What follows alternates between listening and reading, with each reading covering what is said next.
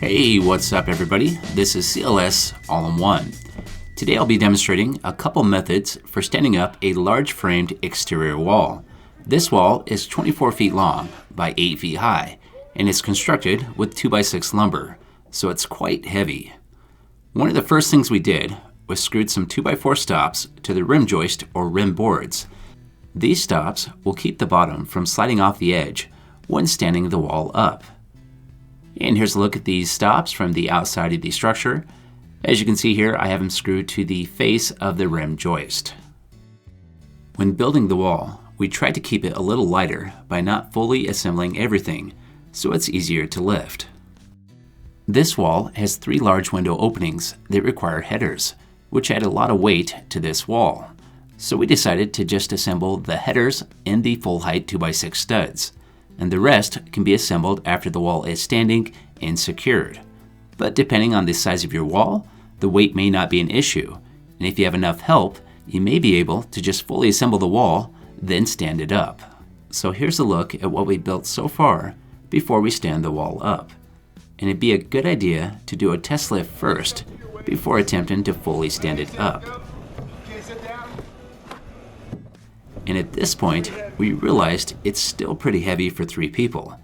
So I recruited my son to help us with the lift. So right here, we are attaching what I'm going to call kickstands.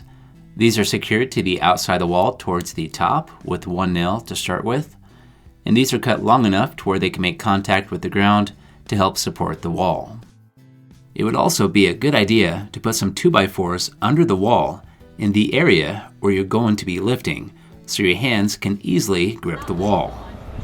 And now it's time to lift the wall. We're all going to do it together on the count of 3 real fast, all the way up to the top. 1, 2, 3, go! Go! Keep going. Hold it out, Taylor. Pull it to you. To lift the wall, we start at the top of the wall, then work our way down the vertical studs, and try to lift as even as possible, but only lift the wall 3/4 of the way up to start with. And at this point, we grip the outside of the wall so we can keep the wall from falling forward. Once we have a good grip and balance point, we then have a helper that's on the ground level, who's been standing at a safe distance, can now move forward and position the kickstands to help support the wall. It's just kind of a balance point right now, okay? And do you need something to hit it over? Once we have the kickstands out, we can then stand the wall all the way up, but at the same time make sure to keep a good grip on the wall and find a nice balancing point. Now it's time to add some side supports that will secure the outside of the wall on the left and right edges. And here's a closer look at the supports that we'll be using. So highlighted here in blue is the side supports I'll be adding. These are just 10-foot 2x4s that will secure to the outside edges of the wall towards the top, and also secure to the rim board as well. And the other supports that are highlighted in this picture are the ones I've already mentioned. What's highlighted in pink would be the kickstands, and what's highlighted in green would be the stops. And here's a couple different pictures that show the supports from different viewing angles. The pink would be the kickstands, and blue would be the side supports. So at this point, we're making sure the wall is in the correct position, and also using a level to make sure the wall is plumb. So first we attach the top of the side support, then before we nail the bottom of the side support, we make sure the wall is plumb first, then secure the side support with nails towards the bottom on the rim board. Then once we get the side support on the right side secured, we'll then do the same thing on the other side. So we'll grab the level and make sure the wall is plumb. And on this side, we do have to adjust the kickstand. The wall is a little bit off from being plumb. So we'll grab the kickstand and adjust that a little bit so we can push the wall forward and get that wall plumb. Now we'll grab that level again and make sure the wall is good to go. It looks good, so now we're going to grab that side support and secure that towards the top of the wall. And at the same time, we're going to keep a good grip on this wall and not let go of it until we have all these supports in place. And once we have the wall perfectly plumb, we can then secure the bottom of the side support into the rim board. Once the wall is plumb and secured with the supports on the outside, I can then secure the kickstands at the bottom where they make contact with the ground. And to do this, I'll be using some 3-foot concrete form stakes.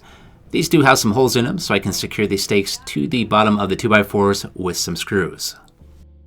And once I get the bottom of all these kickstands secured, I can then add another nail towards the top of these kickstand supports to help give it more strength. So basically, you start off with one nail towards the top of all the supports, and once the wall is in the final position, you can then add 2 nails to the top of all your supports. And same thing goes for the bottom. You should have at least 2 nails in the bottom of each support that attaches to the rim board. And you want to keep in mind that these supports are just temporary, so you should nail them in a manner so that they can easily be removed later on. Now that the wall is fully secured, we can go ahead and finish the framing for this wall. We live in Wyoming and often get high winds with gusts exceeding 60 miles per hour at times, so it's crucial that this wall gets properly supported, or it could end up on the ground and possibly injuring somebody. After getting the framing finished on the 24-foot wall, we then moved on to the side walls. For the side walls on this job, we ended up just building small sections at a time, because these walls need to tie in with the existing structure, which will require a lot of custom framing. So with the side walls, lifting really wasn't an issue, and because the wall span is a much shorter stretch with tie-ins on both ends, only one inside support was necessary. Here's an example of an inside support. With this support, this happens to be on the front wall, but it'd be the same type of support that we put on the side walls as well.